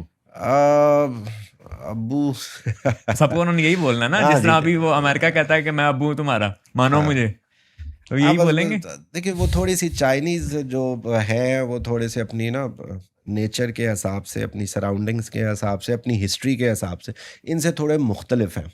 ओके, मुख्तलिफ इस तरह से हैं कि वो बहुत ज़्यादा इस तरह से एग्रेसिव नहीं है। ठीक है, वो पोलाइट है, पोलाइट नहीं है, हैं ये भी इक्वल ज़ालिम, ये बात आपने ज़हन में रखनी। जालिम, आप इनका थोड़ा-सा ना स्ट्रक्चर को थोड़ा-सा हिस्ट्री स्टडी करें। ठीक है, दीवार चीन एक चीज़ की इंडिकेटर है कि यार ये बचाव के अंदर और अपने आप को कवर रख एक कंकर किया गया था ना हाँ, दोबारा मतलब चीन। एक शेल्टर के अंदर रखना चाहते हैं, लेकिन थोड़ी-सी ज़ाहिर है अब मॉडर्न टाइम के हवाले से चीज़ें बदल चुकी हैं। तो चाइना इकोनॉमिकली तो जिन बन गया, ठीक है जी? Yes, definitely. और अमेरिका और जापान और यूरोपियन को तो वैसे खा पी गया है। और अब ये अनाउंस भी हो जाएगा, इसमें कोई दूसरी राय नहीं है, इंशाल्लाह। अगले 5-10 साल के अंदर आपके मुताबिक कौन सी ऐसी 5 से 10 इंडस्ट्रीज हैं जिनका फ्यूचर है? फॉर एग्जांपल, आप अपना बेटा आपका जवान होता है तो आप उसको कहते हैं कि बेटा तुम ये काम करो, ये काम में आगे को फ्यूचर है। आपको क्या लगता है? हाँ, फ्यूचर ज़ाहिर है ये तो बड़ी हर बंदा ही इस टाइम जानता है कि जो फ्यूचर है वो टेक्नोलॉजी का है, ठीक है? और जिसमें एआई से रिलेटेड चीज़ें ज़्यादा हैं, जिसमें बायोटेक्नोलॉजी जेनेटिक्स के ऊपर बहुत ज़्यादा काम हो रहा है। वो बड़ी अच्छी इंडस्ट्री है, मुझे लगता है, जो कि वो ग्रो करेगी। डीएनए और ये वो इन सारी चीज़ों को डीकोडिंग और ये सारी रिसर्च चल रही है। टेक्नोलॉजी के साथ बात हो गई, साइबर सिक्योरिटीज़, इस तरह की ये काफ़ी ज़्यादा चीज़ें। मुझे लगता है कि फ्यूचर तो टेक्नोलॉजी का है। This is very basic. आज के दौर में तो कोई भी प्रिडिक्ट कर सकता है। नेक्स्ट क्वेश्चन, मैन्युफैक्चरिंग का क्या फ्यूचर नज़र आता है पाकिस्तान के अंदर? Very dark. Very dark. वो किन कंट्रीज का सफ़र किया आपने? सफ़र मैंने किया, पहले तो पाकिस्तान घूमा जी। और फिर मिडल ईस्ट में यूएई, केएसए, फिर सेंट्रल एशियन स्टेट में काज़ाकिस्तान और ऑस्ट्रेलिया। ऑस्ट्रेलिया। सबसे इम्प्रेसिव कंट्री कौन सी लगी आपको पाकिस्तान को छोड़ के? काज़ाकिस्तान। कजाकिस्तान। यस। अ, इसकी प्रोनाउंसिएशन कजाकिस्तान है या फिर काज़ाकिस्तान है? काज़ाकिस्तान। काज़ाकिस्तान, ओके। मैं भी सही बोलूँगा अब। हम्म। बेस्ट बिजनेस कल्चर आपको कौन सी कंट्री में मिला? देखिए, बेस्ट बिजनेस कल्चर तो यूएई का था, क्योंकि टैक्स फ्री चीज़ें हैं वहाँ पे सारी, और ईज़ ऑफ डूइंग बिजनेस है। रजिस्ट्रेशंस निस्बतन आसान है, रूल्स रेगुलेशन प्री डिफाइंड है सारी चीज़ें। उसमें लाइक कोई इस तरह से कोई सरप्राइज़ नहीं है जिस तरह से नॉर्मली पाकिस्तान के अंदर होते हैं। तो मुझे लगता है कि यूएई के अंदर इस वॉर से पहले तक तो सारी चीज़ें बड़ी ज़बरदस्त थी। बट नाउ नॉट, अब नहीं है। अभी कुछ कह नहीं अभी सकते। चीज़ें चेंज हैं। Let's see. यंग एंटरप्रेन्योर कोई बनता है, उसको आप क्या रिकमेंड करेंगे कि वो किस कंट्री जाए अपने स्टार्टअप के लिए? देखिए, स्टार्टअप के लिए तो सो फार तो बेस्ट कंट्री अभी भी पाकिस्तान है। स्टार्टअप के लिए यस। उसकी वजह ये है कि ये अभी यहाँ पे कुछ हुआ ही नहीं है। मार्केट गैप बहुत है। मार्केट गैप बहुत है यहाँ पे, आपका पोटेंशियल कस्टमर बहुत है हर चीज़ का। हर सेक्टर, जो भी इकोनॉमी का सेक्टर है, वहाँ पे अभी कोई उस तरह से एक्सपोनेंशियल ग्रोथ हुई नहीं है। बहुत ज़्यादा ग्रोथ के यहाँ पे चांसेस हैं। कंपटीटर्स आपके पास जो हैं वो सुस्त हैं, आपके पास कोई सुस्त बहुत हैं। ताकतवर स्ट्रॉन्ग कंपटीटर्स हैं ही नहीं। बिल्कुल ऐसा ही है, और अगर आप नियत से, ढंग से, प्रोफेशनली काम करते हैं तो डिसिप्लिन रह के। आपके सक्सेस के बहुत ज़्यादा चांसेस हैं। बहुत ज़्यादा चांसेस हैं। I love that. बाकी देखें, बाकी दुनिया तो बहुत मैच्योर है। मार्केट के अंदर सैचुरेशन ज़्यादा है, लेकिन पाकिस्तान के अंदर तो छक्के लगने का बड़ा ज़बरदस्त चांस रूम है। है। वो अगर आप किसी तरह से क्लिक कर गए हैं बाय हुक बाय क्रुक, और जिस तरह से आपने इंट्रोडक्शन में कहा, उसका आखिरी वाला नुक्ता भी अगर कहीं आपने पकड़ लिया, तो फिर तो देयर इज़ एवरी चांस कि आप सक्सेस आपकी है। कदम छुएगी। कदम नहीं छुएगी, जब भी डाल लेगी आपको। चाइना के बारे में आपका क्या ओपिनियन है? चाइना के बारे में ओपिनियन मेरा ये है कि चाइना एक ज़बरदस्त कौम है, और उसने जिस तरह से पिछले 40-50 सालों के अंदर ग्रो किया, हमारे साथ ही, एक आध साल बाद ही, 2 साल बाद ही वो आज़ाद हुए थे। लेकिन उसके बाद से जो उन्होंने इतनी बड़ी आबादी को गुर्बत की लकीर से निकाला है, और जिस तरह से एज़ अ कौम वो लोग सामने आए हैं, वो बिल्कुल काबिल तहसीन है। बाकी थोड़ा-सा अगर हम देखें तो ज़ाहिर है, जिसे कहते हैं कि मोहब्बत और जंग में सब कुछ जायज़ है। तो फिर ज़ाहिर है ये एक रिसोर्स की जंग है, ये चौधराहट की जंग है। तो फिर सही गलत की कई दफ़ा तक़सीम ख़त्म हो जाती है। Everything is fair in love and बस वॉर। ऐसा ही है। तो चाइनीज़ भी इतने अच्छे नहीं हैं जितने अच्छे वो लगते नज़र हैं। हाँ, देते हैं ये बाज़ीगर धोखा खुला। तो चाइना के साथ भी अगर आपने कारोबार करना है, उनके साथ बिज़नेस बी टर्म्स वेयर। करने हैं, हाँ, हाँ, बहुत एहतियात से। बहुत एहतियात से। और मतलब अजीब-सी बात है कि सवारी अपने सामान की हिफ़ाज़त खुद करे। पाकिस्तान को चाइना से क्या सीखना चाहिए? पाकिस्तान को चाइना से सीखना चाहिए कि निज़ाम किस तरह से, पॉलिसीज़ किस तरह से इम्प्लीमेंट की जाती हैं, लॉन्ग टर्म चीज़ों को सामने रखते हुए शॉर्ट टर्म स्टेप्स क्या लिए जाते हैं, और उन पे कंसिस्टेंट किस तरह से रहा जाता है। ये बेसिक चीज़ें हैं चाइना से सीखने वाली। एक क्वेश्चन मैं ऐड करता हूँ बीच में। चाइना में टिकटॉक आपको भी पता होगा टिकटॉक चाइनीज ऐप है। Hmm TikTok is a Chinese app. Hmm TikTok China के अंदर जो शो एल्गोरिदम चलता है ना, चाइना के अंदर उसके ऊपर आपके पास एजुकेशनल कंटेंट आता है। हम्म चाइना के अंदर आपके पास उसके ऊपर मिलिट्री कंटेंट आएगा। चाइना में उसके अंदर आपके पास जो है उसके अलावा वो कंटेंट आएगा जो मोटिवेशनल कंटेंट होगा। हम्म और पूरी दुनिया के लिए टिकटॉक का एल्गोरिदम डिफरेंट है। हम्म दुनिया के अंदर टिकटॉक आता है, टिकटॉक के ऊपर कंजरखाना आता है, ऐसा टिकटॉक ही के ऊपर नंगा नाच आता है, आता है, टिकटॉक के ऊपर जो है फहाशी आती है। आती है। टिकटॉक सिर्फ जो है डोपामिन लेवल को इंक्रीज करके और लोगों को सिर्फ मरासी खाने में लगाने के लिए लगा हुआ है। इस बारे में आप क्या अल्फाज कहना चाहेंगे? देखें, इंटरनेशनली जब हम वॉर की बात करते हैं तो जंगें सिर्फ असले से या इन चीज़ों से नहीं लड़ी जाती। जो मॉडर्न टाइम के ऊपर जंग है वो दिमाग से लड़ी जाती है, ठीक है। आपकी यूथ को बेकार करके लड़ी जाती है, ठीक है। ये तो सारे टैक्टिक्स हैं, ये आज से नहीं है, ये आज इसकी सोफिस्टिकेटेड शक्ल है। मतलब जिसे हम fifth generation six generation war का देते हैं, नाम देते हैं। अ, मतलब वो दूसरों को नशे पे लगा के खुद आप ये सारी चीज़ें करें, ये तो टैक्टिक्स अगर आप दुनिया की तारीख देखें तो ये तो भरी पड़ी हैं ऐसी।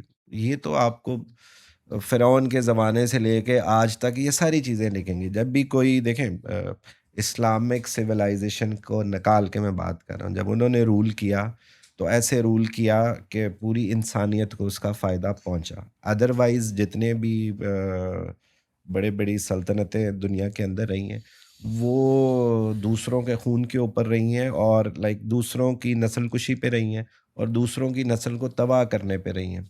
चाइना अगर कर रहा है ऐसा तो मुझे नहीं लगता वो कि ये कोई यानी नई कि चीज़ है। This is the part of their war. Of course this is a part of strategy. So you can से TikTok app is a part of the weapon. देखिए वेपन है वेपन उनका। है, मैं जैसे वही कह रहा हूँ कि यार दूसरों से गिला तब करे बंदा जब अपना अपना घर ठीक हो। जब हम चाहते ही नहीं है, मतलब ये तो मैंने तो एक मुद्दत हुई अमेरिका को चाइना को ब्लेम देना छोड़ दिया। आप थोड़ा सा अपने माशरे का एनालिसिस कर लें। मतलब आपको ज़रूरत क्या है ये इन लोगों को यहाँ पे आने की? ये हम तो अपने बिगाड़ के लिए खुद काफ़ी हैं। ये तो ऐड ऑन्स हैं, 100% एग्री। ये तो ऐड ऑन्स हैं सारे। 100% एग्री। पाकिस्तान मैन्युफैक्चरिंग का हब बन सकता है क्या? पाकिस्तान को मैन्युफैक्चरिंग का हब बनना चाहिए, बन सकता है। क्या? ये सवाल बड़ा ट्रिकी है। हम्म। अगर राइट नाउ हम देखें गवर्नमेंट की पॉलिसीज़ के हवाले से तो अपेरेंटली तो कोई ऐसी पाइपलाइन या कोई जितने भी हमारे पॉलिसी साज इदारे हैं जितने बज़ाहिर तो कोई ऐसी पॉलिसी नहीं है जो मैन्युफैक्चरिंग को जो इंडस्ट्री को सपोर्ट दे। ऐवानों की हद तक बातों की हद तक और वादों की हद तक तो ऐसा ज़रूर है, लेकिन जब ऑन ग्राउंड ऐसी चीज़ें देखते हैं तो मुझे नहीं लगता ये बात को प्रैक्टिकल है। अगले 10 साल में सबसे ज़्यादा चेंज होने वाली जॉब्स क्या होंगी? हम्म, मुझे लगता है कंप्यूटर प्रोग्रामिंग से रिलेटेड जितनी चीज़ें हैं वो बहुत जल्दी रिप्लेस हो जाएंगी और लाइक इस तरह से आप कह लें कि जो बेसिक लेवल की चीज़ें थी विजडम को निकाल के सारी हुँ। चीज़ रिप्लेस हो जाएगी। यानी कि आपका कहने का मतलब है कि एआई जॉब्स खा जाएगा उन लोगों नहीं की नहीं, जो एआई लाजिम जॉब खा जाएगा, लेकिन वो वही जॉब्स खाएगा जो स्टीरियोटाइप्स हैं और जो मक्खी पे मक्खी मारने वाली ज़्यादा चीज़ें हैं वो रिप्लेस हो जाएंगी।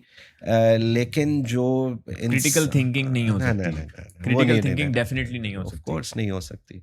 क्रिटिकल और उसके अलावा सेल्स की जॉब भी रिप्लेस नहीं हो सकती। सेल्स की जॉब भी रिप्लेस किसी हद तक नहीं हो सकती, हो भी लेकिन सकती हैं। बट यू कुड से कि बेसिक सेल्स की जो प्रोसेस है वो थोड़ा-सा चेंज हो सकता है। ऑफ कोर्स हो जाएगा, ऑफ बिल्कुल कोर्स हो हो जाएगा। जाएगा। यंग एंटरप्रेन्योर्स एआई को कैसे यूज़ करें अपने स्टार्टअप को सक्सेस देने के लिए? देखें एआई के जितने भी टूल्स हैं इतने ज़बरदस्त हैं। लाइक इन चीज़ों ने ज़िंदगी को इतना आसान कर दिया है कि ये मैं तो एट टाइम्स इन्हें एक नेमत तस्वुर करता हूँ। आपकी रिसर्च आपके प्रोसेसेस इतने सिंगल क्लिप के ऊपर ये सारी चीज़ें आ गई हैं। एआई को बिल्कुल यूज़ करें अपनी एसेंस के साथ और इसे इमोशनल इंटेलिजेंस के साथ मिला के यूज़ करें। Emotional intelligence. यस, बहुत ज़रूरी है, बहुत ज़रूरी है। रोबोट और इंसान इनमें बुनियादी फ़र्क है। जितनी सारी चीज़ें हैं, ये एआई की सारी चीज़ें हैं, लाइक उनमें इमोशंस नहीं है। इतने ज़्यादा नहीं है, लेकिन जब आप इसे मर्ज करेंगे इमोशनल इंटेलिजेंस के साथ, मज़ा तो फिर आएगा। कल्चर के हिसाब से, इमोशंस के हिसाब से, सोसाइटी के नॉर्म्स के हिसाब से जब आप चीज़ों को लेके चलेंगे और उसके अंदर जब आपकी एआई की मिक्सिंग होगी, बड़े मज़ेदार रिजल्ट रहेंगे। बात तो सच है। न्यू एंटरप्रेन्योर्स, जो नए बिजनेस करने वाले लड़के लड़कियां हैं, बच्चे हैं, ठीक है, वो स्कैम्स या फिर धोखों से किस तरह बच सकते हैं, मशवरा देते हैं। जितने भी नए कारोबार स्टार्ट करना चाहते हैं, जो स्टार्टअप्स हैं, मैं उन्हें यही रिकमेंड करूँगा कि एक पूरी प्रोफेशनल स्टडी के साथ कारोबार को स्टार्ट करें। आपको अपना कैपेक्स का पता होना चाहिए, आपको अपने वर्किंग कैपिटल का पता होना चाहिए, आपको अपनी टारगेट मार्केट का पता होना चाहिए। ये सारी चीज़ें आपके, और आपको इससे जुड़े हुए जितने रिस्क हैं, वो आपने डे वन पे ज़ीरो टाइम के ऊपर बैठ के एवेल्यूएट करने हैं।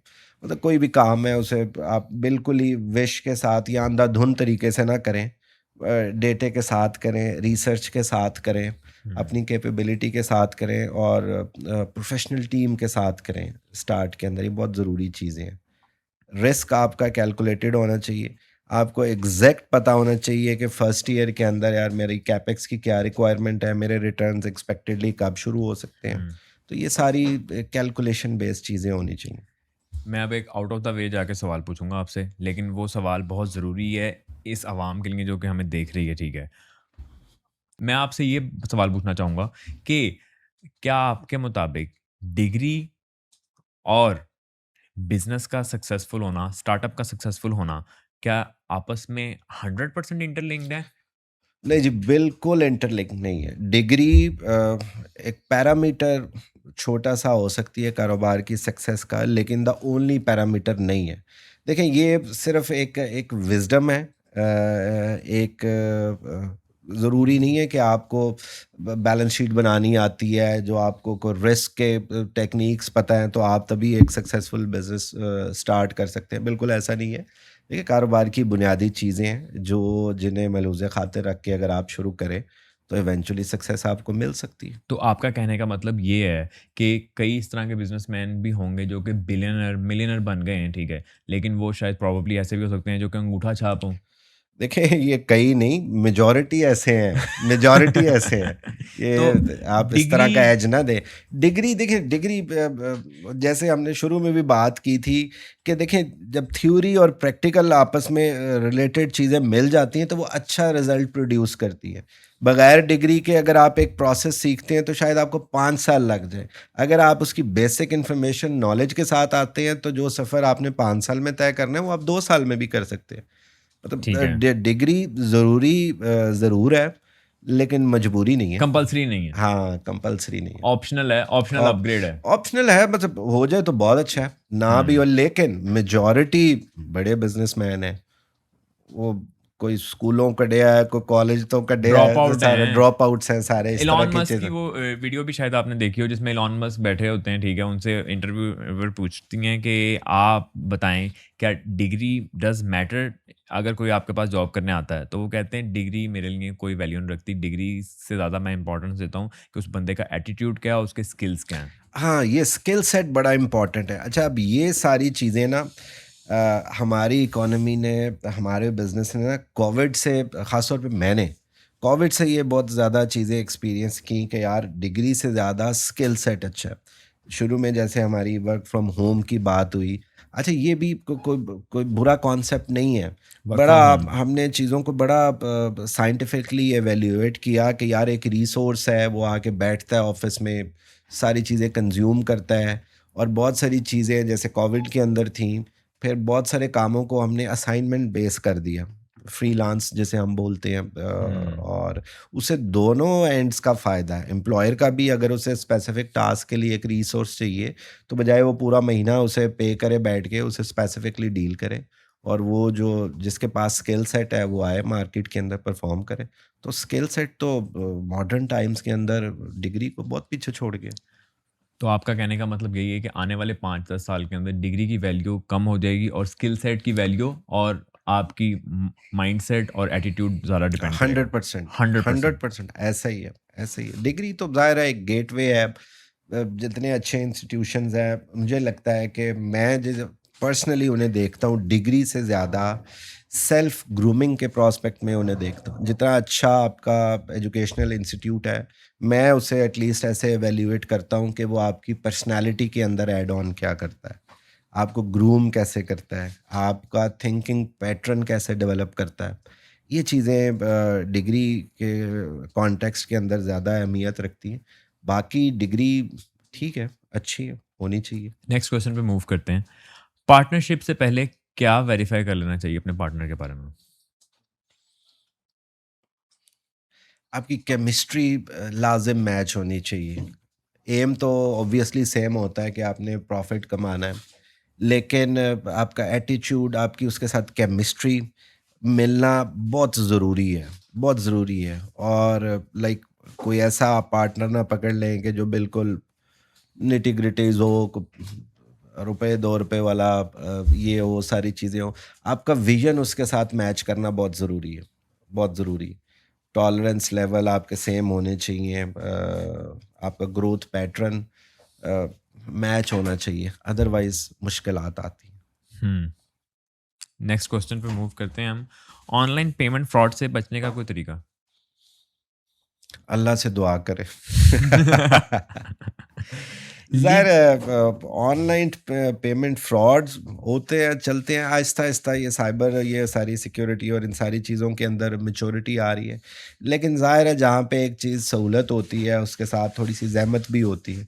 तो अब ये तो ज़ाहिर है सारी इतने टाइट सिक्योरिटी प्रोटोकॉल्स के साथ भी इंटरनेशनली भी सारी स्कैम और ये हो चीज़ें ही चल जाता है। हो ही जाती हैं। तो कुछ चीज़ें होती हैं, फिर वो हो ही जाती हैं, फिर होने दें उन्हें। लीगल एग्रीमेंट्स कितने हुँ। ज़रूरी हैं? लीगल एग्रीमेंट्स बहुत ही ज़रूरी हैं, लेकिन उसकी 2 वजूहत हैं। एक तो जब चीज़ इन राइटिंग आती है, तो वो बहुत क्लियर हो जाती है। एट टाइम्स हमारी परसेप्शन, हमारी अंडरस्टैंडिंग थोड़ी-सी मुख्तलिफ होती है।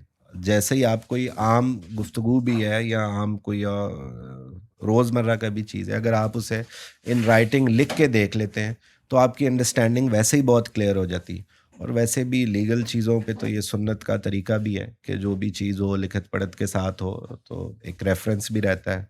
100% बात है ये, यही बात मैं भी करने लगा था। नेक्स्ट क्वेश्चन की तरफ चलते हैं। ये बड़ा इंपॉर्टेंट क्वेश्चन है, लोग ये सुनना चाहेंगे। सर, पैसा या रेपुटेशन? रेपुटेशन के साथ पैसा, रेपुटेशन के साथ पैसा। यस, दोनों ज़रूरी हैं। अगर रेपुटेशन हासिल करते हुए पैसे की क्वांटिटी कम हो जाए, तो रेपुटेशन फर्स्ट प्रायोरिटी है ना? Somehow, somehow yes. Brand reputation first. हाँ, वो तो देखिए पैसा तो कारोबार में रेपुटेशन के साथ ही एक्चुअली पैसा जुड़ा होता है। ठीक है। तो अगर रेपुटेशन अच्छी है, ठीक है, तो पैसा तो इवेंचुअली आ ही जाता है। सबसे महंगी बिजनेस मिस्टेक जो शायद आपकी कंपनी से हुई हो या फिर कभी आपने की हो या कंपनी से हो गई हो? से महँगी बिज़नेस मिस्टेक यूँ समझ लें कि without assessing the market, market के अंदर एंट्री कर ली। Without assessing the market, market में एंट्री कर ली। ट्रस्ट ब्रेक का experience many times. Many times. Oh! ये तो मामूली बात है। पर्सनल बता रहे हैं या फिर कंपनी का बता रहे दोनों बता रहा हूँ। हैं? दोनों बता रहे हैं। मतलब देखें अब अभी एज़ अ बिज़नेस कम्युनिटी भी मुझे लगता है कि थोड़ी-सी मैच्योरिटी लैक करती है कमिटमेंट्स के हवाले से, और बाकी अदर थिंग्स भी इसमें आ जाती हैं। और पर्सनल तो फिर ऐसा ही है, होते ही वो रहते तो हैं, चलता ही रहता है, चलता ही रहता है। ऐसा ही। हसीनाओं का ज़माना है, क्या करें, हो जाता है। ज़माना मेरे लिए तो था, था। आपके लिए होगा। चलें नेक्स्ट क्वेश्चन। सर, आज 25 साल के होते तो 12 महीने का रोड मैप क्या होता आपका? 3 माह तो मैं बिल्कुल चिल करता, वेकेशंस करता, ठीक है। घूमता-फिरता, आवारागर्दी करता, ओके। ठीक है। 3 महीने मैं अपने ऊपर इन्वेस्ट करता, अपनी स्किल सेट के ऊपर, समहाउ अपनी एजुकेशन के ऊपर। ठीक है, वो मैं इन्वेस्टमेंट अपने ऊपर लाज़िम करता ठीक है। और बाकी 6 महीने इसकी प्लानिंग में गुज़र जाते हैं। That's all. Nice. Next question personal growth से हवाले से सवाल मैं पूछूंगा आपसे, ठीक है? कौन सी किताब ने सोच बदली? किताबें पढ़ते हैं या यूट्यूब देखते हैं? किताबें। किताबें। कौन सी किताब ने सोच बदली? 2 किताबों ने मेरी सोच बदली बुनियादी तौर पे। एक थी इमाम गज़ाली साहब की कीमियाए सादत हम्म। और दूसरी बानो कुद्सिया की राजा गिद्ध। नेक्स्ट क्वेश्चन सबसे इंस्पायरिंग शख्सियत? सबसे इंस्पायरिंग शख्सियत मेरे फादर, मेरे वालिद साहब। जेन्युइनली जो बैलेंस लाइफ में उन्होंने अटेन किया है, वो मेरे लिए आइडियल है। दीन के हवाले से, दुनिया के हवाले से, मतलब मुझे लगता है कि वो बड़ी मतवाज़न शख्सियत है। उन्हें मैं बहुत आइडियलाइज़ करता हूँ कि ये मर्जर मेरे अंदर होना चाहिए। Next question daily routine? Like a robot. Like a robot? Yes, almost 80% failure है इस टाइम इसमें मेरा। नहीं मैनेज कर पाता। स्ट्रेस मैनेजमेंट नहीं होती? जब स्ट्रेस रिलीज करना हो तो क्या करते हैं? कुछ लोग स्विमिंग करने चले जाते हैं, कुछ लोग नमाज पढ़ते हैं, कुछ लोग क्या नाम है जिम चले जाते हैं, आप क्या करते हैं? 2 काम करता हूँ। एक तो जिम भी अक्सर कर लेता हूँ हम्म। और दूसरा बेगम से लड़ लेता हूँ। Nice, nice. सक्सेस की डेफिनेशन आपके मुताबिक क्या है? कंटेनमेंट। नाइस। अब हम रैपिड फायर की तरफ मूव करते हैं। Rapid fire round. सैलरी या बिजनेस? बिजनेस। रिस्क या स्टेबिलिटी? स्टेबिलिटी। कैश या एसेट्स? कैश। सेविंग या इन्वेस्टिंग? इन्वेस्टिंग। पाकिस्तान या अब्रॉड? पाकिस्तान। एप्पल या एंड्रॉयड? एप्पल। एप्पल। कॉफी या चाय? चाय। मॉर्निंग या नाइट? नाइट। नाइट ऑल हैं आप? समा। समाओ। सीईओ या इन्वेस्टर? सीईओ। एक फाइनेंशियल रूल? मेरे हिसाब से जो भी आपकी इनकम है उसका एटलीस्ट 30% आपको इन्वेस्ट करना चाहिए। इन्वेस्ट करना चाहिए। या what is the best investment according to you right now? मेरे हिसाब से तो बेस्ट इन्वेस्टमेंट है कि आप अपने ऊपर, अपनी डेवलपमेंट के ऊपर खर्च करें। मुझे लगता है कि ये बेस्ट इन्वेस्टमेंट है अपने स्किल सेट पे। Skill, health, health, grooming. Clothing, grooming. Best investment. Yes, ज़बरदस्त है। I love that. मैं खुद सेम ऐसा ही हूँ। नेक्स्ट क्वेश्चन एक entrepreneur habit? Critical thinking. 100% agreed. एक बुक रिकमेंडेशन? कुरान पाक, द बेस्ट। 100% एग्रीड। क्लोजिंग की तरफ मूव करते हैं हम। क्लोजिंग। पाकिस्तान के यूथ के लिए 1 मिनट का मैसेज? मैसेज बड़ा सादा है कि अल्लाह ताला ने हमारे मुल्क को बड़ा रिसोर्सफुल किया और अब हमारी ज़िम्मेदारी है कि हम उसे मेहनत के साथ और मुस्तकिल समझ लें कि जाँफशानी के साथ काम करें, मेहनत करें और फोकस करें, शॉर्टकट्स के ऊपर ना जाएँ। सक्सेस का, अचीवमेंट्स का कोई कोई शॉर्टकट शॉर्टकट नहीं। जेन्युइनली नहीं है। मतलब ये 100% एग्रीड। डायलॉग बज़ाहिर बोलने में लगता है लेकिन अमली तौर पे भी जब भी आप देखेंगे इवेंचुअली ऐसा ही है। कोई चीज़ें वो कहते हैं ना कि no one become butterfly overnight. 100% agreed. तो इसके लिए मेहनत बाहर तो और ज़रूरी है, जो मर्ज़ी कर लें, जो मर्ज़ी कर लें। जो ओवरनाइट सक्सेस होती है वो ओवरडे चली भी जाती है, चली तो जाती है, ऐसे ही है। और जो सक्सेस को लगते 10 साल हैं वो वो जाती भी फिर नहीं जाती भी है, नहीं वो है, सस्टेन्ड ऐसे ही। होती है। एग्री, एग्री, वो एग्री। इस बारे में मैं एक यहाँ पे है नहीं लेकिन मैं एक ऐड करना चाहूँगा बीच में, ठीक है बात, कि वो जो आजकल के 20 22 21 साल के नौजवान हैं जो कि 1 का ट्रिपल करना चाहते हैं या फिर 100x करना चाहते हैं और वो फिर जाके क्रिप्टो करेंसी टाइप के ग्रुप्स में और इन चीज़ों में पैसा इन्वेस्ट कर देते हैं, ठीक है, और फिर एंड पे होता क्या है, 20 लाख रुपए घर से लिया था और 20 लाख रुपए डूब गया ऐसा ही और है, बंदा भाग जाता है। ऐसा तो ही। उनके बारे में आपके कोई अल्फाज हैं? फिटे मुंह। I love that. ऐसे ही कह सकते हैं। वो तो कह रहे 1 करोड़ कमाना है स्टॉक एक्सचेंज से तो क्या करें, ये 2 करोड़ ला दो। आई 100% एग्रीड, 100% एग्रीड। शॉर्टकट्स तो फिर ऐसे ही हैं। कॉफी विद पारस के ऑडियंस के लिए कोई फाइनल एडवाइस? शॉर्टकट नहीं, ये तो आपने बता दिया। लाइफ को एंजॉय करें और जायज़ जायज़ जो करना चाहते हैं बिल्कुल करें।